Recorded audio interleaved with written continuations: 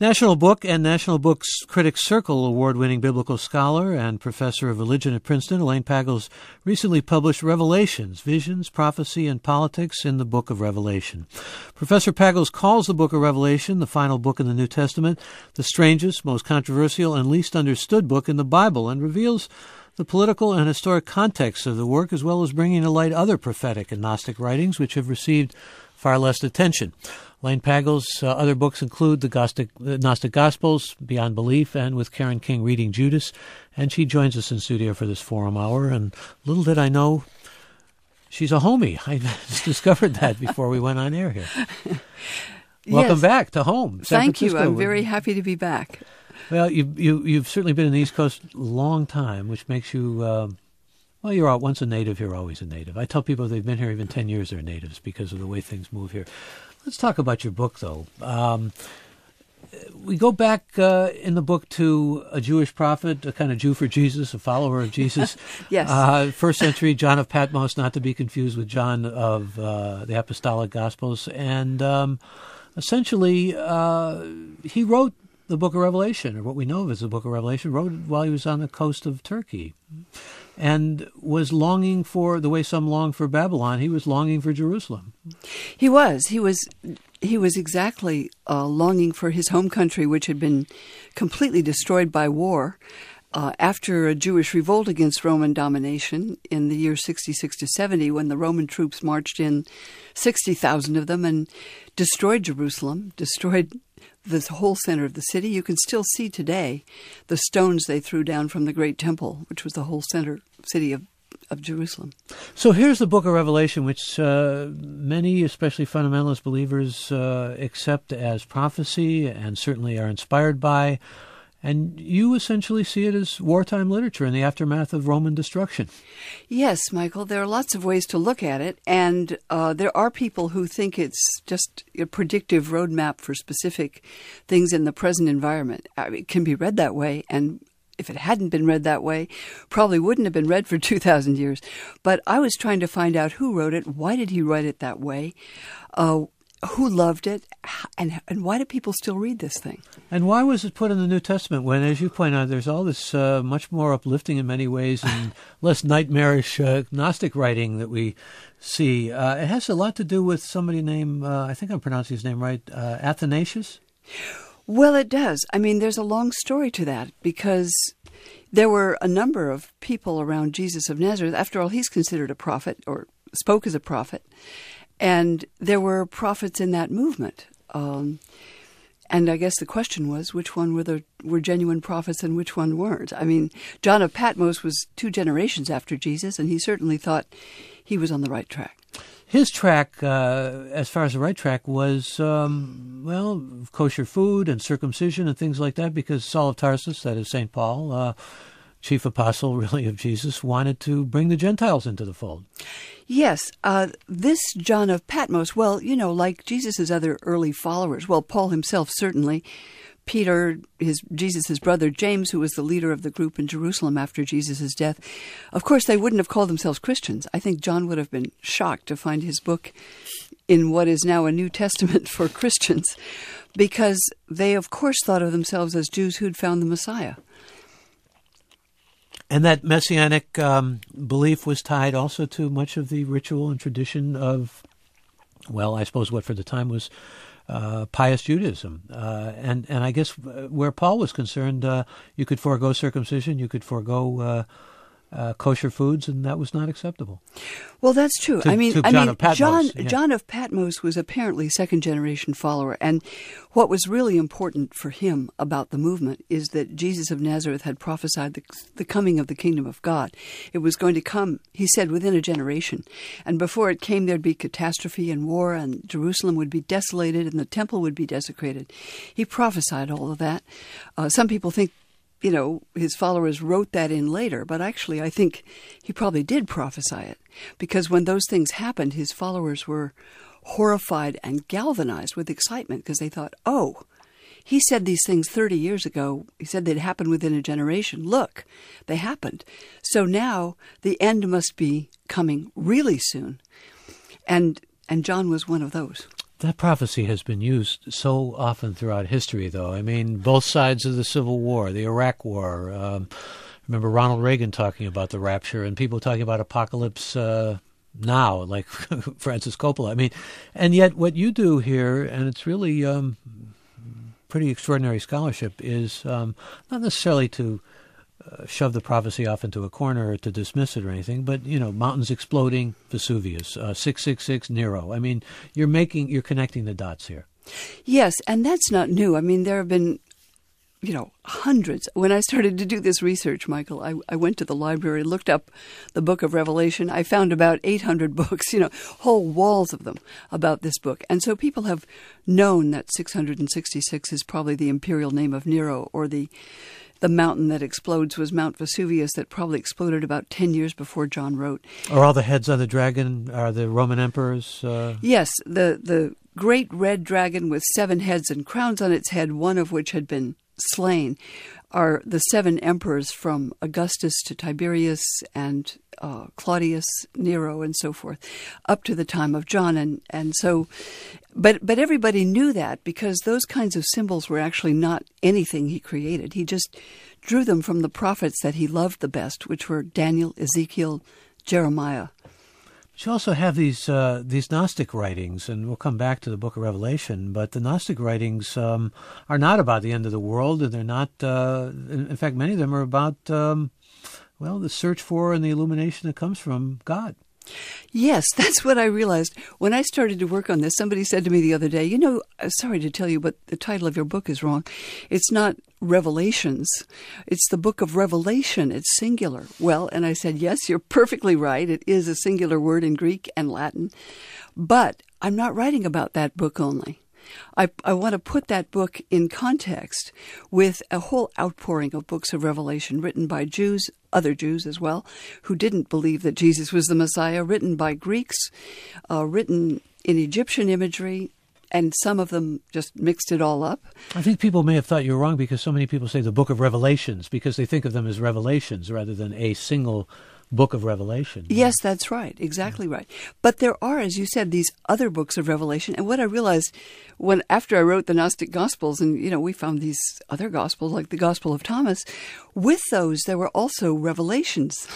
They're called apocalypses, or they're called apocryphon, which means secret book, something like that. And they speak about how you find the divine in the world now. In most of those, there's nothing about Judgment Day or a cosmic war or the coming of the end time. There's even a lot of heretical stuff. I suppose Yes. that may be why it didn't get quite the light shined on it that the book of Revelation did. I remember reading years ago the St. Thomas Gospel, and that's where Jesus kicks the fig tree, I believe, and then you have a really feminist poem. I mean, by any standards, feminist poem among this esoterica. Yes, well, the one where Jesus, kicks the fig tree, that's actually in the Gospel of Mark, or when he predicts that it's going to wither. I thought it was in St. Thomas, but where does he say? But are you thinking of the infancy Gospel of Thomas, where yes, Jesus right. kills one of his playmates when he gets mad at him and brings him back to life? But that's kind of a funny gospel. But the Gospel of Thomas found in Upper Egypt is secret wisdom tradition, probably Jewish mystical tradition. And some of these come from that kind of source too. Nag Hammadi findings back in, 1945 we're talking Yes, about? they were found in 45, but they were only being explored in the 70s when I was in graduate school. And really, it took till the year 2000 to publish them all, translating from Coptic, which they had been translated from Greek, which was their original language, but they were mostly burned and destroyed by order of various church leaders. So the only copies we had are in Coptic. So the translations are pretty recent. I mentioned that feminist poem, though, because there's a sense, I don't know if you know Leonard Shlain, who is author of a book on the goddess, among other books. Wonderful human being and friend of mine who died, unfortunately, last year. But he makes that argument that the goddess was kind of removed from the picture, and we get back in that one poem, particularly, to the sense of the goddess. That's a really interesting point. This poem speaks, she says, I'm the one who comes forth from the power. And this divine voice speaks, and she says, I am the first and the last. I am war. I am peace. I am the whore. I am the holy one. I am the wife and the mother. I'm the one who's childless. And it speaks for everyone, as though this divine voice is to be found everywhere.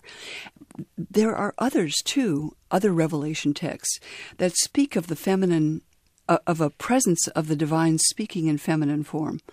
And they seem to come, just as the first poem comes from Egyptian sort of Isis tradition, this one, the others come from Jewish tradition, which speaks of God's transcendence is unknowable and sort of understood to be masculine. But his immanent presence, God's immanent presence, is seen as feminine, as it is in later, Jewish mysticism, the Shekinah or Chokmah, which means wisdom. Our guest is Elaine Pagels. Her book is Revelations, and it takes a fresh look at the final and most dramatic book in the Bible, the book of Revelation. And what we find is Balaam and Jezebel are really maybe kind of caricatures for Pauline Christians that we didn't know before. The scarlet whores and the mad beasts are followers of Paul. Well, actually, there are two prophets that John of Patmos can't stand, and they're probably teaching, just as you said, the kind of thing that Paul taught to Gentiles. This was a message about Jesus that could be accepted without, say, using food laws or kosher laws or other restrictions on becoming Jewish. And that, of course, became the wave of the future. But the beast and the whore are images of the real enemy, which is Rome.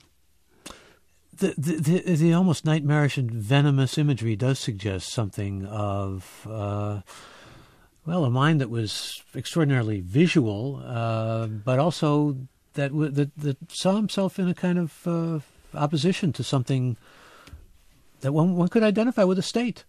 Yes, John, I think it makes much more sense when we understand that he was coming out of a war in which his people had been horribly sort of slaughtered, and Jerusalem was desecrated.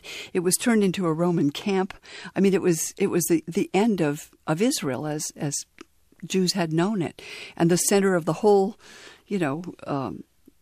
of Judaism all over the world in Jerusalem. So it was. You can imagine it's written out of someone who has probably seen war firsthand. But it is a rather lurid and extraordinary imagination.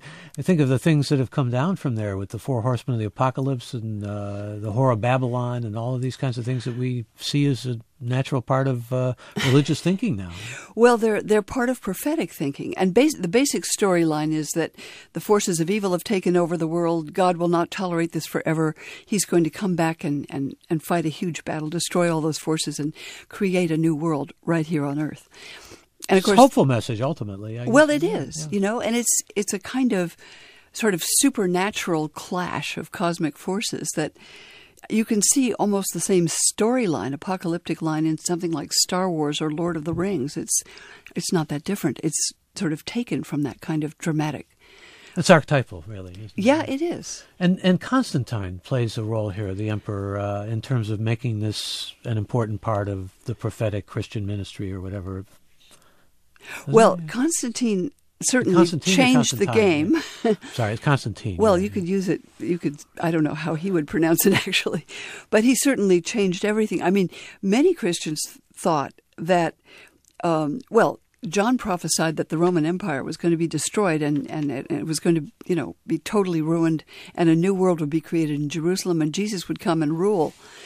And that's not what happened. The empire actually suddenly, a rival to the throne, or became a Christian, and then you had a Christian empire. So you'd think this prophecy would just, go away. We're talking again with Elaine Pagels. Her new book is Revelations. So, in a world where Harold Camping and Tim LaHaye have had a great deal of influence, making all kinds of predictions vis-a-vis the book of Revelation, what kind of responses have you had, particularly from fundamentalists who feel, this is Scripture and this is God's Word, etc.? Prophecy. Well, I've had the kind of responses you could expect. People praying for you? I hope so. Yes. But one of the things that concerns me about this book is that it's part of our culture, this kind of thinking. Not that people accept or believe this book. But it's a pattern of interpreting conflict as if you and I are fighting against some other group, whether it's a social, political conflict or a war. It's good against evil. And if it was Manichaean. Really. Yeah, and if they're evil, we can try to destroy those people. We can't negotiate. We can't talk with them. There can be no compromise. And so this picture of evil, as you know it persists in our politics today. And so fundamentalists have responded by saying you are sorting with the enemy here, or what? Well, actually, there are a number of people who say, what do you mean it's hard to understand? We know exactly what it means. We can tell you exactly what it means, because it's very important for some people to have the sense that that even though the world is very confusing, there's an intelligible plan and we understand what it is, or if we don't, at least God does. And that's the sense in which this book can be powerfully reassuring, and people who love the book often have very strong convictions that way. Chris, one of the great ironies, as you've pointed out in previous works of yours, is that a lot of this scripture, including Book of Revelation, was turned against the Jews. Here you had essentially a Jewish author of this book, but later on, even all the way up to Luther, Jews and the vermin and so forth that have to be destroyed, that sort of thing, they became the enemy in terms of apocalyptic visions.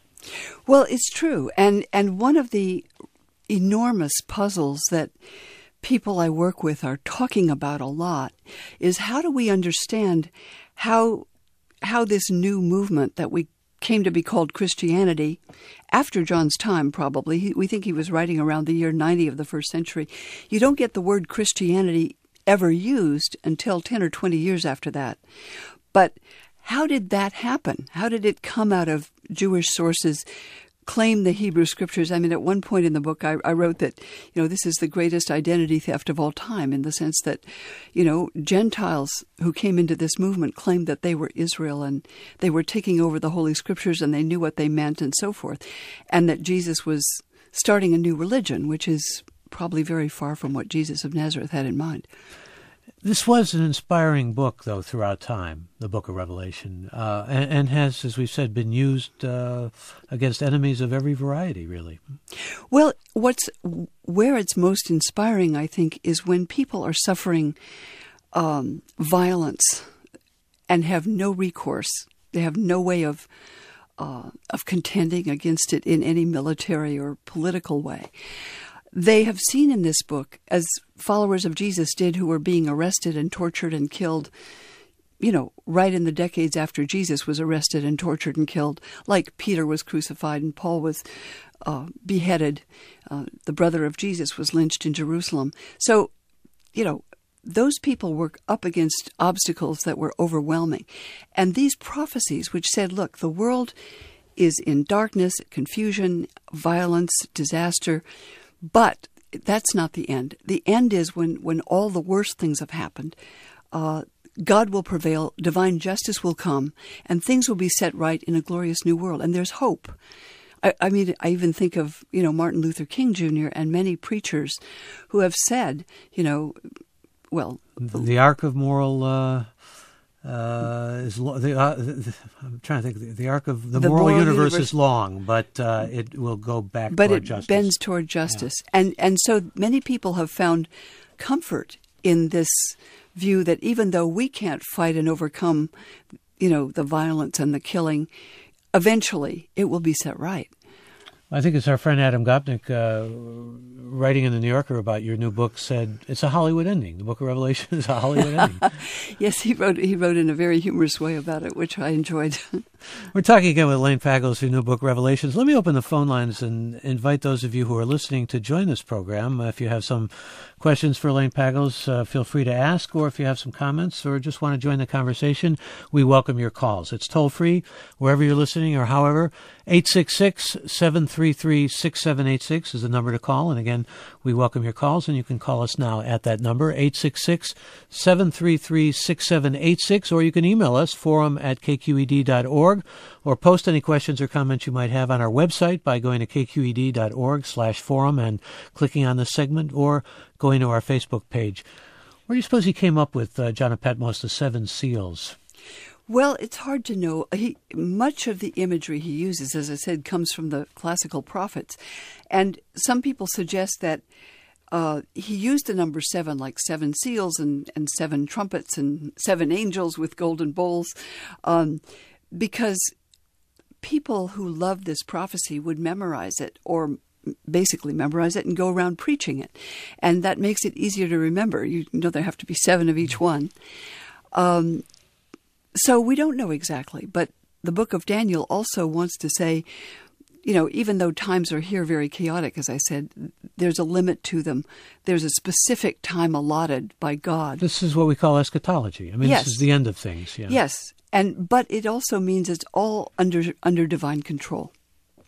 Which is very comforting and heartening, I suppose. Yes, it would be great to see that. What do we know about the origins of the rapture? One thing we know about the origins of the rapture is it's not mentioned in the book of Revelation. There is a passage in Paul's letter to the Thessalonians that talks about how a trumpet will sound and believers in Jesus will meet him in the air. And that was taken by American Christians, particularly at the beginning of the 20th century, to be a suggestion that before the terrible events of the end time come, Jesus' followers would be taken out of the world, you know, miraculously, so that they would escape those sufferings. So that is a way of reading the book of Revelation. It's not actually in there. There are many things that are not in the book of Revelation that have come out in readings, are there not? Well, yes. I mean, I was fascinated to think that you could, if I had the courage, I could think of looking at 2,000 years of interpretation of this book as a kind of cultural history of certain parts of the world, because people have interpreted conflicts and wars particularly throughout Europe, from the Crusades. I have no questions about your courage. I think the courageous thing would be, well, just the job that would be involved with that. I mean, taking on something like that. But this is, quite a job that you've taken on here. The idea in the book of Revelation has to do also with, well, not only kind of a cosmic war, but death of heretics, doesn't it?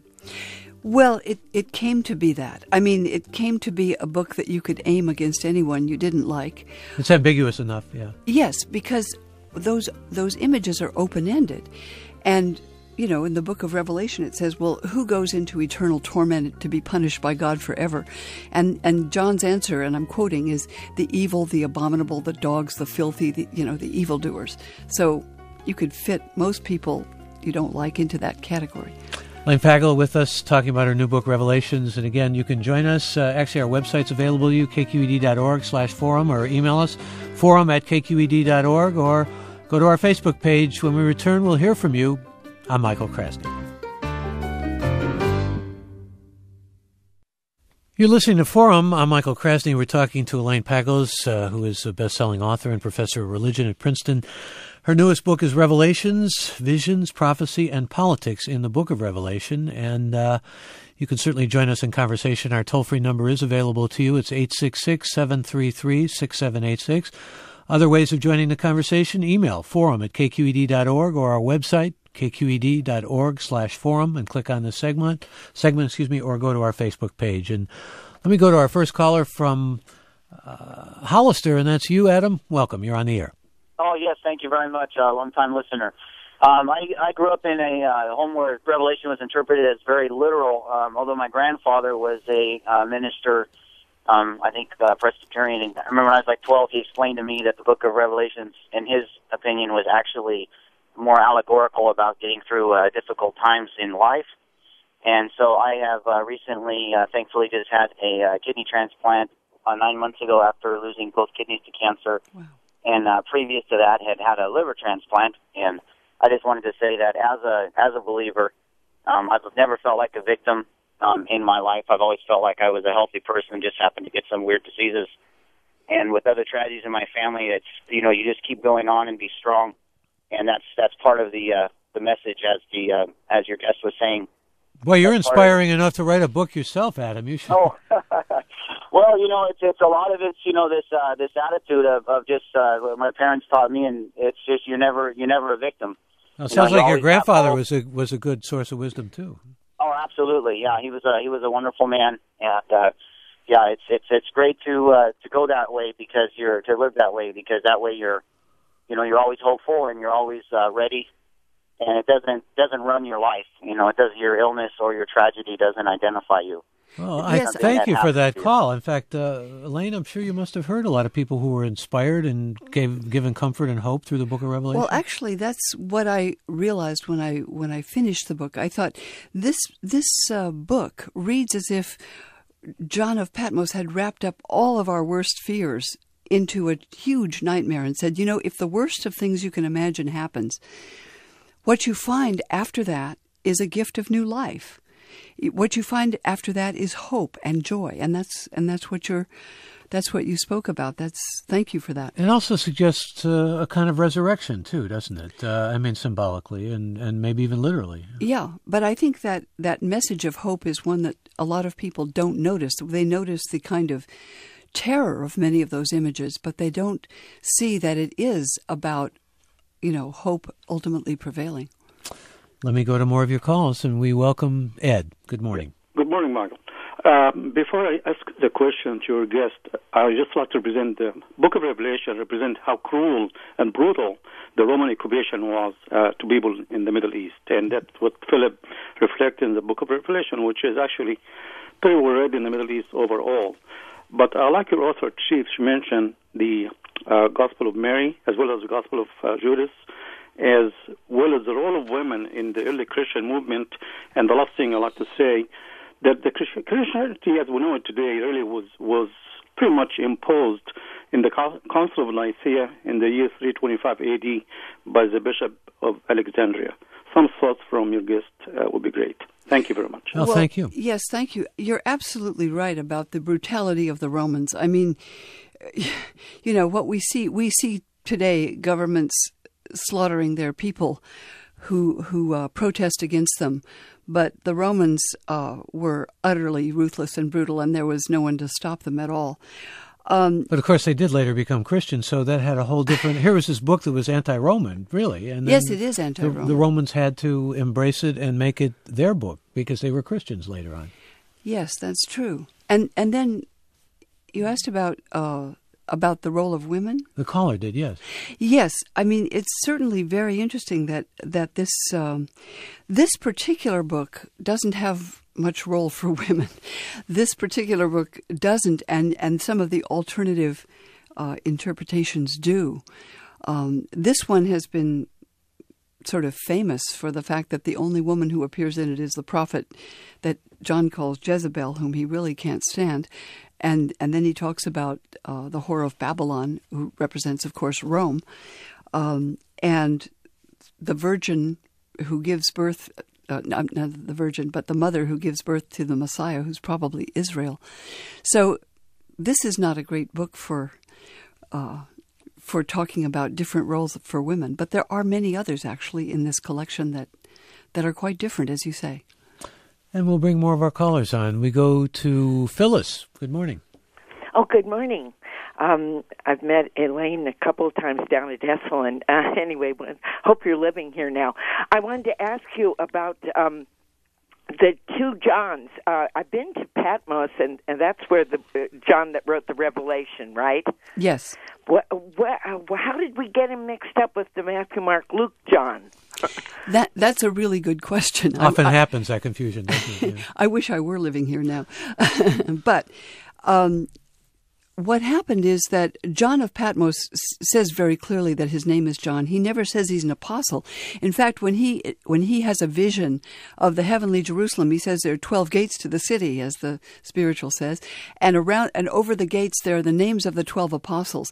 He's actually writing probably a generation after the death of the apostles. He sees them in heaven, Jesus' own followers. So they're probably not living anymore. But in the about 60, 70 years after he wrote, there was a charismatic revival movement among followers of Jesus, and they said, the Spirit is coming upon us, the New Jerusalem is coming, and John's prophecies are right.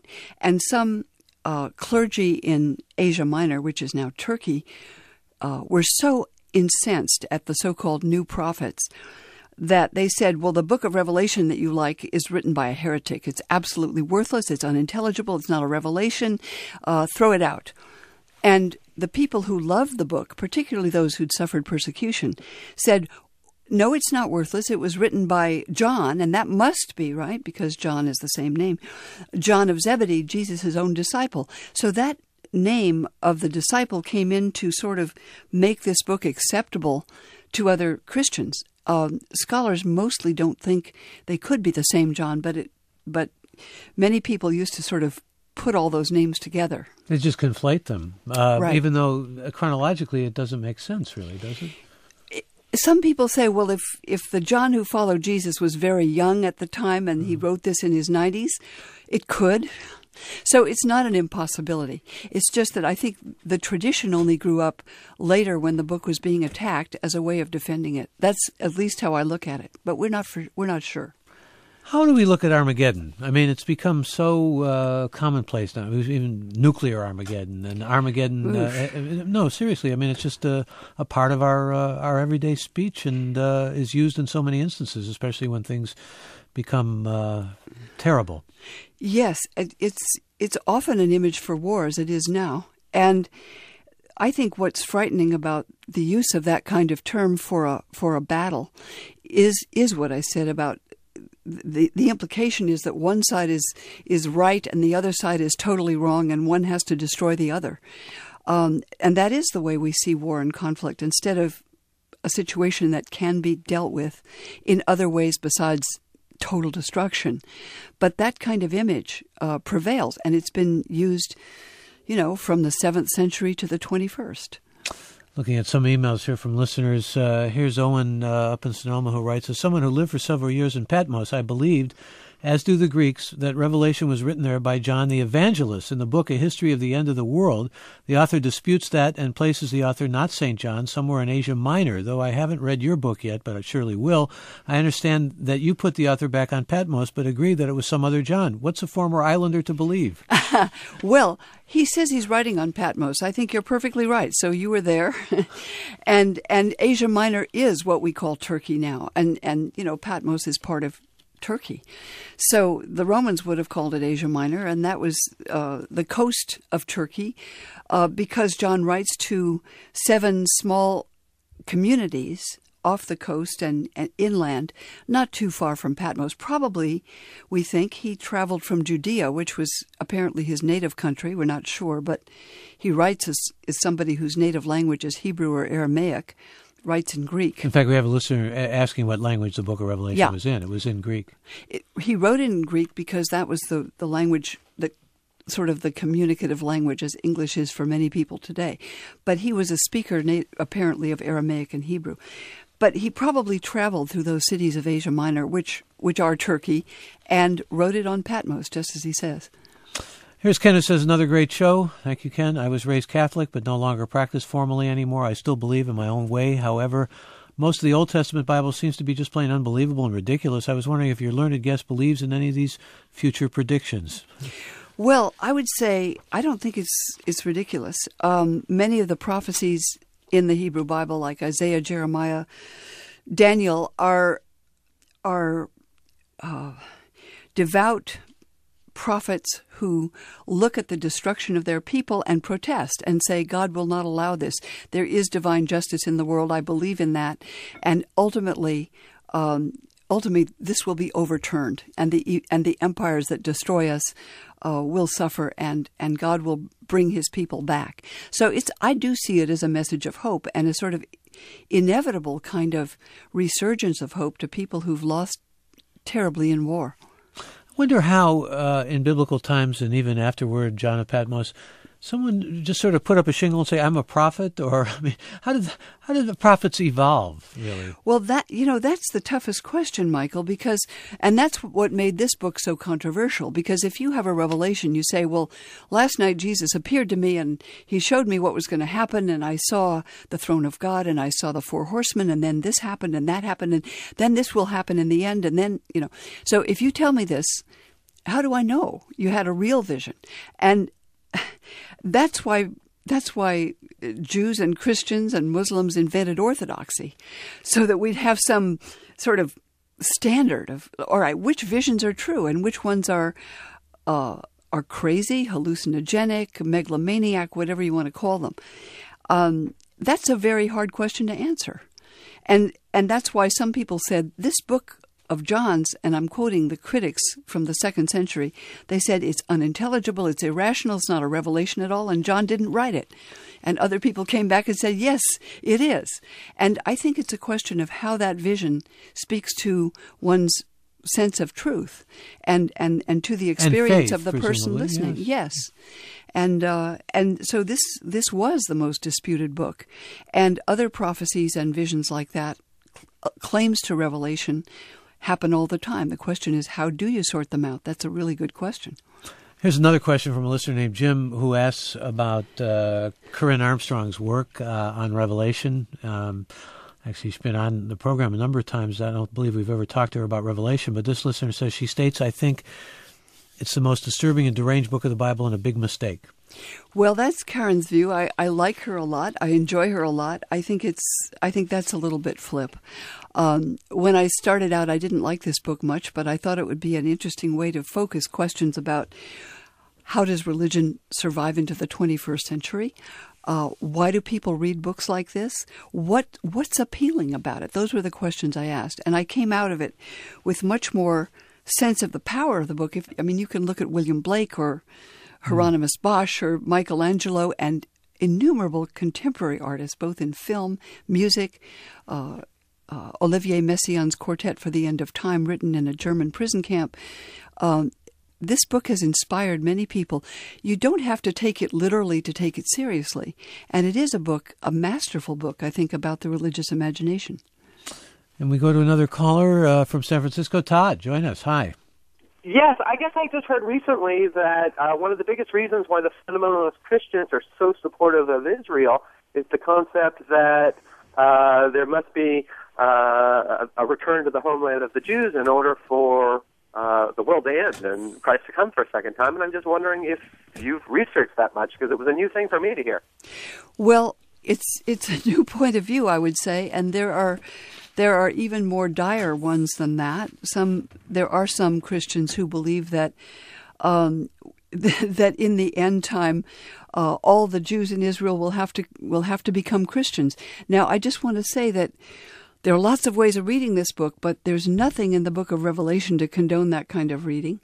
John of Patmos remains firmly planted in his tradition, but he's written a book that does survive these innumerable readings, and that makes me think about not just what he wrote, but what does it tell us about the way we hope, the way we fear, the way we imagine, and what religion is. Well, here's a listener who writes on our website, I think your guest is making at least one basic error. Jesus taught that the kingdom of God was already here among us. He did not prophesy that he was coming back, for lack of a better phrase, as a warrior of righteousness to clean up our mess. That was added later by other theologians over time. Well, I would say that if that's an error to think that Jesus, promised to come back and establish the kingdom of God in the future, it's one that was made by many of his followers in the early movement. I'm not making it up, much less propounding it, because I happen to also love the Gospel of Thomas, which speaks of the kingdom of God as the presence of God, and it speaks in a very different way, just as you suggested. But it was certainly the conviction of many people that Jesus was last seen on earth, crucified and dead, and destroyed by the forces of violence, but that wasn't the end, that God would restore hope to Israel, would restore hope to him, and bring him back in glory. And that's an amazing conviction that plays itself out throughout our history. And speaking about glory, even the Battle Hymn of the Republic has echoes of the book of Revelation. The Battle Hymn of the Republic was written out of the book of Revelation and the book of Jeremiah, God is trampling out the vintage where the grapes of wrath are stored. What's interesting to me about this book and kind of concern is that it can be read by both sides in the same conflict. In the Civil War, as you say, Michael, it was read by people on the Union side. The Battle of Armageddon was the horrible killing of the war, and it was punishment for the sin of slavery. Lincoln talks that way. And there are people on the other side, on the Confederate side, who said, Lincoln is being strangled by the great beast, which is the Union. They read it on the other side, and they read it as a punishment for the Union. Even Appomattox was read by both sides differently, wasn't it? I mean, absolutely. Yeah. And even in World War II, when many people could very plausibly read Hitler as the beast, as the epitome of the worst of human violence and misrule, people who were his propaganda ministers tried to persuade many Christians in Germany that, in fact, he was initiating the final kingdom of Christ, and with many there was success. There are several books on this, one by Susanna Heschel.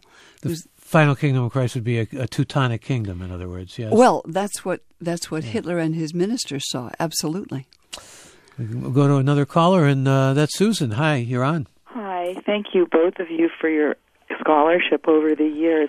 What I wanted to say was that my takeaway about the Hebrew prophets from my Jewish education was that their essence was that they gave to Western civilization the noblest concept of the social and moral obligations of the individual human being, and that was the essence of the prophets, and it was of the Hebrew prophets, Isaiah, Micah, Amos, and that there wasn't really any focus on the predictive power of prophecy. Could you comment on that? And then the other point, I wanted to ask you the question about the scroll that's the War of the Sons of Light and the Sons of Darkness, where that is from in the scrolls, etc. Thank you. Those are great questions. I mean, first of all, you're right. I mean, if you read Amos, for example, that's one of the most extraordinary prophets.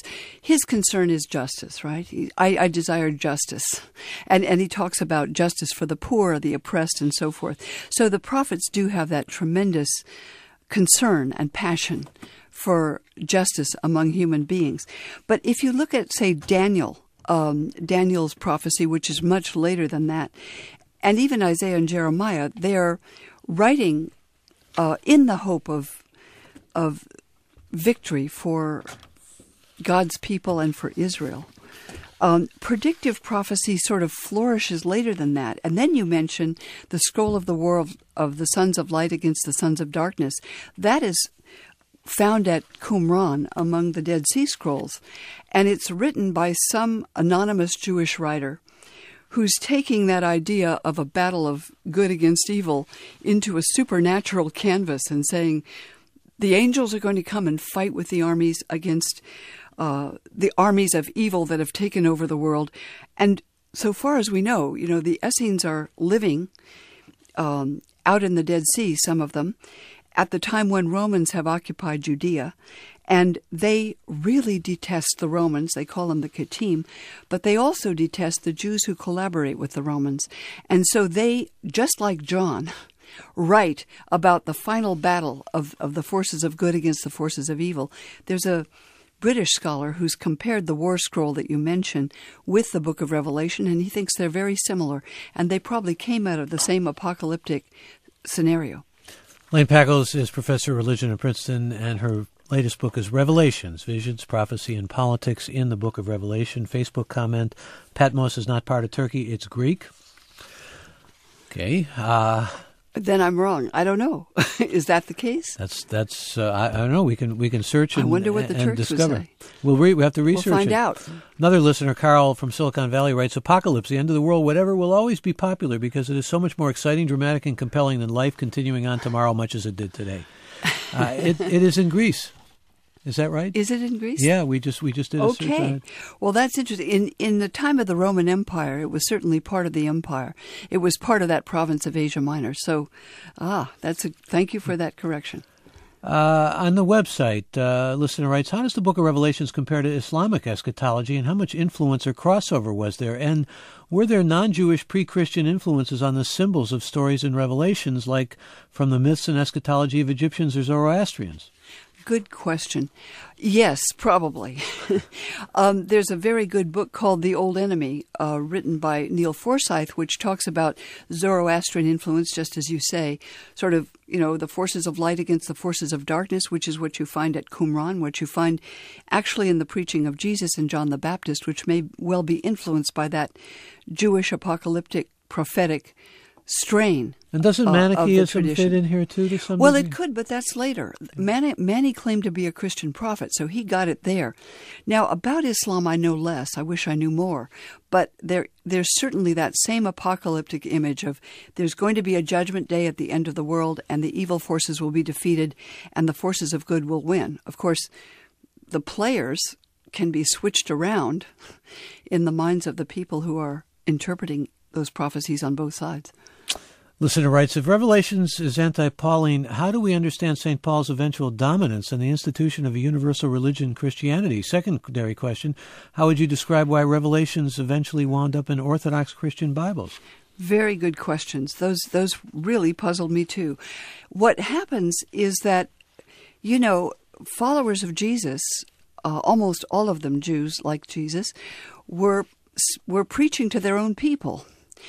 Apparently they had less success than they hoped, and they were treated as a minority sect by some of the Pharisees in the decades after the Jewish War, and they were despised by many, and they despised the others in turn.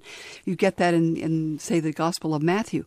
But it does seem that many Gentiles came into this movement when Paul preached throughout Greece and throughout Asia Minor and various parts of the world. Syria, he was very successful. So it seems as though there were Gentiles who flooded into the movement by the end of the first century.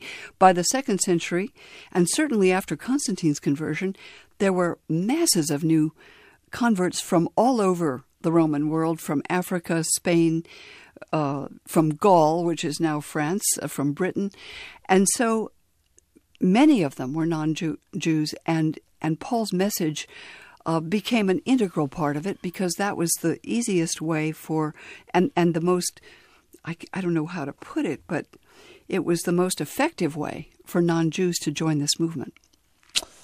Glenn writes, thank you so much for your guest, for understanding and for sharing her knowledge. The greatest intellectual property theft is also a very enlightening statement. I have a very good Jewish friend who always disparaged Christian references. For example, when we attend performance of a Bach Mass and such, I remember finally saying to him out of the blue, don't blame us pagan Gentiles. If it weren't for you Jews, we would still be worshiping Apollo. It was a stunning moment of revelation for both of us about our shared cultural and religious ties and helped further my own questioning and quest for understanding. And a web comment says, on the one hand, I find it encouraging that someone wants to know the truth about those ancient error-filled religious texts that encode the wishes and rumor-based truths of ancient peoples. I was thrilled to watch the Channel 4 documentary that's on YouTube called Who Wrote the Bible by Robert Beckford that then identified 4 different writers of the Old Testament. And of course, thanks to Harold Bloom and many others, we've known this for quite some time. But let's get another caller on. Jake, that's you. Hi. Hi, how's it going? I've been studying the teachings of the Kabbalah recently and how that relates to the question of the Book of Revelations is that it seems that Judaism was the basis for Kabbalah, and Jesus' teachings kind of return to the Kabbalah in that we're progressing from a place of suffering, represented by the Book of Revelations, to the second coming of Christ, which would be seen as enlightenment. I'm wondering what the caller thinks about those metaphors. I think you mean the guest. Yeah. Well, that's very interesting. I mean, what I've been looking at lately is are discussions by scholars in Israel and the United States about how old Kabbalah is, actually. But I think there certainly were, as you say, Jewish mystical traditions that go back to the 2nd century, the 1st century probably.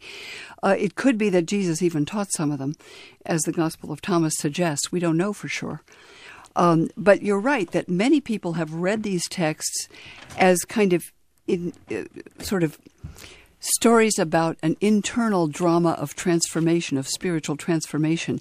And many mystics have read them that way, as well as many artists like William Blake. And I thank the caller and go to some Facebook comments. Here's one that says, unless you read the Holy Bible with the help of the Holy Spirit, your eyes and understanding cannot and will not digest its truth, meaning one must have a personal relationship with Jesus Christ. For those who do not believe, it is a real tragedy. Now, let me just say that I first encountered it in an evangelical group that certainly shared those sentiments, and I found it very powerful. And I didn't stay in that particular group, but it certainly made me aware of the power of these texts and how they're read even now. Well, here's another comment. Thank you, Elaine Pagels. I find you extremely informative and inspiring and admire your way of deconstructing Christian religion, all religion, without being in the least confrontational. Re the Rapture. I grew up in Catholic Bavaria and saw many depictions of the Last Judgment which often contained rapture-like imagery. See also the monumental Rubens paintings, etc. So I think I must have been part of the tradition before U.S. Christianity in the early 20th century, which you mentioned as the origin of the concept in the show today. Well, that's an interesting point. I mean, the term, I guess, rapture comes out of that, but the idea, certainly there are depictions of the Last Judgment and on many churches throughout the world from about the 5th century on. So good to have you back on Forum. Thank you. Thank you. It's been terrific. Elaine Pagels, her latest book, Revelations, Visions, Prophecy, and Politics in the Book of Revelation. Our senior editor is Dan Zoll, and our producers are Judy Campbell and Tina Larberg. Our engineer is Danny Bringer, and our executive producers, Raul Ramirez. I'm Michael Krasny.